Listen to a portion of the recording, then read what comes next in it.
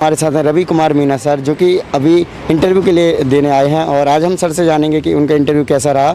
Sir साथ में UPSC में ऑलरेडी क्लियर हैं, यूपीएससी के थ्रू इनकम टैक्स डिपार्टमेंट में जॉब कर रहे हैं सर। तो जॉब के साथ सर ने फिर से यूपीएससी को कैसे क्लियर किया, इंटरव्यू के लिए आए हैं और साथ में सर की जर्नी कैसी रही, इन सब के बारे में हम वीडियो में डिटेल में बात करेंगे। अपना नाम और एजुकेशन बैकग्राउंड बताइए। मेरा नाम रवि कुमार मीना है जी। और मैंने आईआईटी दिल्ली से बीटेक करी है इलेक्ट्रिकल इंजीनियरिंग में और मैं 2016 बैच पास आउट हूँ। ओके। उसके बाद मैंने 2017 में सिविल सेवा का एग्ज़ाम लिखा था और उसमें मेरे को Indian revenue service income tax group A service मिली थी और मैं अभी इसी सर्विस में पोस्टेड हूँ न्यू दिल्ली में as an assistant commissioner of income tax. Okay. और ये मेरा चौथा अटैम्प्ट है। चौथा अटैम्प्ट है सर। मीडियम कौन सा है आपका? मेरा रिटर्न में मीडियम मेरा इंग्लिश मीडियम है और इंटरव्यू में मेरा हिंदी मीडियम है। ओके। सो सर अगर हम बात करें, आपका लास्ट ईयर भी था, तो लास्ट ईयर कितना रैंक रहा सर आपका? मेरा लास्ट ईयर 654 रैंक था। 654 रैंक था। तो सर इस बार कहीं ना कहीं आपने और इम्प्रूवमेंट करने के लिए और अच्छा करने के लिए और मेहनत की होगी, तो इंटरव्यू के लिए आपने खासतौर पर किस प्रकार से तैयारी की थी सर इस बार? इस बार मैंने कई सारे मॉक दिए थे और पिछली बार जैसे मेरा इंटरव्यू का मीडियम इंग्लिश था, मीडियम ऑफ कम्युनिकेशन, तो उसको मैंने स्विच करके हिंदी मीडियम किया क्योंकि उसमें मैं काफ़ी ज़्यादा सहज महसूस करता हूँ और मुझे आज काफ़ी अच्छा भी लगा देखकर। काफ़ी कॉन्फिडेंस से मैंने मेरा इंटरव्यू दिया और मैंने मॉक कई सारे दिए इस बार और मैंने अपने डेफ पे काफ़ी काम किया। पहले के इंटरव्यूज़ में मैंने अपने डेफ पे इतना काम नहीं किया था, इस बार काफ़ी काम किया। सर आप कहाँ से बिलोंग करते हैं? मैं कोटा से बिलोंग करता हूँ, राजस्थान। हेलो फ्रेंड्स, अपनी प्रिपरेशन को बेटर बनाने के लिए, पिछले साल के टॉपर्स के नोट्स के लिए, उनकी बुक लिस्ट के लिए और बड़ी कोचिंग के द्वारा दिए जाने वाले रिसोर्सेज या पीडीएफ के लिए और फ्री बुक लिस्ट के लिए, चाहे एनसीईआरटी हो या फिर स्टैंडर्ड बुक्स हो, इन सब के लिए आप हमारा एक्सक्लूसिव टेलीग्राम चैनल जरूर ज्वाइन करें, जिसका लिंक आपको वीडियो के डिस्क्रिप्शन में मिल जाएगा। यहां पर आपको रेगुलर बेसिस पे एग्जाम्स के अपडेट मिलेंगे, साथ ही साथ यहां पर आपको डेली क्विज़ेस मिलेंगे और तो और यहां पर आपको ऐसी बहुत सारी चीजें मिलेंगी जो आपकी प्रिपरेशन को आसान बनाने में बहुत हेल्प करेंगे। सो अगेन लिंक वीडियो के डिस्क्रिप्शन में, हमारा टेलीग्राम चैनल जरूर ज्वाइन करें। ओके।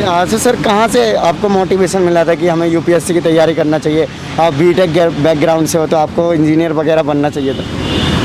जब भी मैं देखता था जो भी एडमिनिस्ट्रेशन या पुलिस सर्विसेज के लोग होते थे उनसे मैं काफ़ी इंस्पायर्ड होता था क्योंकि वो लोग काफ़ी अच्छा काम करते हैं हमारी सोसाइटी के डेवलपमेंट में और जो अलग अलग तरह के काम है जैसे एजुकेशन, हेल्थ, और मेरा हमेशा से ये इंस्पिरेशन रहा था कि मैं भी इसमें काम करूं और अपनी सोसाइटी के डेवलपमेंट में अपना योगदान दे सकूं। इसलिए मैंने फिर सिविल सेवा में आने का सोचा। ऐसा कोई पर्सनालिटी सर जिससे बहुत ज़्यादा आप इंस्पायर हुए हो?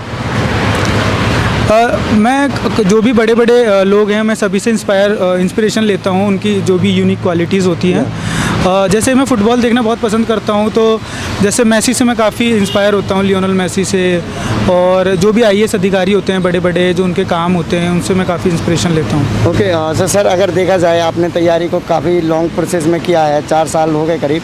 तो सर आप एक अलग बैकग्राउंड से थे, तो रिसोर्सेज को कैसे कलेक्ट करना स्टार्ट किया? आप आगे यूपीएससी के जर्नी में एकदम डिफरेंट बैकग्राउंड था, तो सर कैसे आपने कोचिंग्स को अप्रोच किया होगा या फिर नोट्स बुक्स कैसे किया था सर? जैसे मैंने कोचिंग ज्वाइन करी थी दिल्ली में, मैं आईआईटी दिल्ली से ही था, तो मैंने कोचिंग ज्वाइन कर ली थी।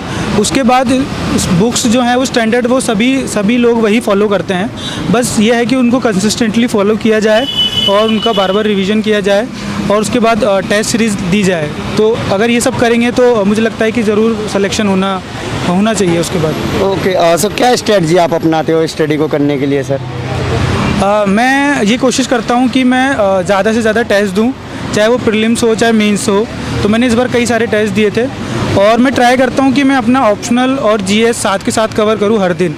ऐसा नहीं है कि मैं सिर्फ 10 दिन ऑप्शनल पढ़ता हूँ फिर 10 दिन जीएस। मैं दोनों चीज़ों को एक ही दिन हर दिन पढ़ने की कोशिश करता हूँ ताकि मेरा syllabus time to time complete हो और रिवीजन भी पीरियोडिक होता रहे। ओके। सो आपका कहने का मतलब है कि प्रीलिम्स और मेंस की आप एक साथ तैयारी करते हैं? हाँ, इनकी तैयारी एक साथ ही होती है, बस ये है कि प्रीलिम्स में थोड़ा फैक्ट बेस्ड नॉलेज चाहिए और मेंस में थोड़ा राइटिंग प्रैक्टिस काफ़ी ज़्यादा चाहिए और सब्जेक्ट थोड़े अलग हो जाते हैं, जैसे एथिक्स हो गया, वर्ल्ड हिस्ट्री हो गया, तो इनकी अलग से तैयारी कर सकते हैं। ओके। तो सर आपका पिछली बार जैसे आपने रैंक लाए हो सर, तो उस टाइम पे आपने आंसर राइटिंग किस प्रकार से की थी सर? मैंने आंसर राइटिंग मैं जनरली जो भी कोई प्रीवियस ईयर क्वेश्चन होते थे उनको खुद से लिखता था और उनको अपने दोस्तों से या सीनियर से चेक कराता था। इसके अलावा मैंने 2-3 टेस्ट सीरीज़ भी ज्वाइन की थी, जैसे vision IAS, insights, next IAS, और इनमें मैंने प्रॉपरली टेस्ट लिखे थे और इस बार भी मैंने यही सब किया है। तो ओके हाँ, सो सर आपका ओपिनियन क्या है, आपकी इतनी जो जर्नी अभी तक की जर्नी रही, आप ऑलरेडी सिलेक्टेड हो जॉब में भी हो, अच्छे जॉब में, तो अभी आपका क्या ओपिनियन है UPSC को लेकर और अपने आप को लेकर? अब मुझे ये लगता है कि UPSC का जो एग्ज़ाम पैटर्न है वो काफ़ी चेंज हो रहा है, काफ़ी अनप्रिडिक्टेबल हो रहा है, थोड़ा टफ भी जा रहा है, स्पेशली जो CSET पार्ट है हमारा। इसके लिए मुझे लगता है बच्चों को एक हॉलिस्टिक तैयारी करनी चाहिए, किसी भी सब्जेक्ट को उनको छोड़ना नहीं चाहिए। जैसे कई बार लोग बच्चे जो हैं CSET को लाइटली लेते हैं और वो उनको काफ़ी नेगेटिवली इम्पैक्ट करता है, क्योंकि काफ़ी टफ हो चुका है आजकल CSET। इसके अलावा स्टूडेंट्स को ज़्यादा से ज़्यादा टेस्ट लिखने चाहिए और जितना हो सके उतनी ही पढ़ाई करनी चाहिए और बाकी टाइम रिलैक्स करना चाहिए। ओके सर, क्या टाइम आप एवरेज फॉलो करते हो सर स्टडी को कंटिन्यू? नंबर ऑफ आवर्स यूँ कहें सर कि आप जॉब के साथ कैसे प्रिपेयर कर पा रहे हो, कैसे मैनेज कर पा रहे हो? हाँ, जॉब के साथ थोड़ा मुश्किल हो जाता है प्रिपेयर करना, तो मैंने जब मेरा एग्ज़ाम था उससे 1 महीने पहले लीव ले ली थी और अभी इंटरव्यू के लिए भी मैं साथ के साथ जॉब के बाद आने के थोड़ा बहुत पढ़ लेता था, क्योंकि इंटरव्यू में इतनी प्रिपरेशन की नीड नहीं होती, बट हाँ मेंस में ज़रूर होती है।